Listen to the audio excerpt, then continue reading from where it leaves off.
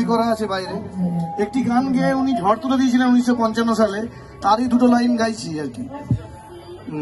আমি এত যে তোমায় ভালোবেসেছি, তবু মনে হয় এ যেন গো কিছু নয়, যেন আরো ভালো বেসে যেতে পারে না হৃদয়। আমি এত যে তোমায় ভালোবেসেছি। আপনি এটা দিন।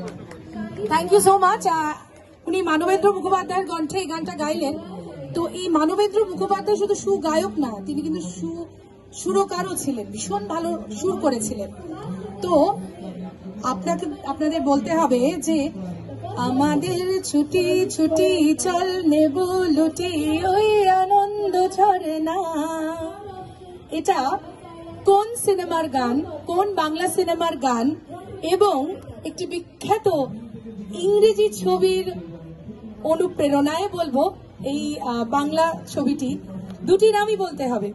এটি কোন সিনেমার গান যেটি মানবেন্দ্র মুখোপাধ্যায় সুর করেছিলেন, আমাদের ছুটি ছুটি এই গানটি। তো একটুখানি কে বলতে পারবেন? আপনি ছাড়া একটুখানি দেখি, অন্য কেউ কে হাত তুলেছিলেন? আচ্ছা, বাংলাটা পারবেন? আচ্ছা, অ্যাটলিস্ট চেষ্টা করুন। জয় জয়ন্তী।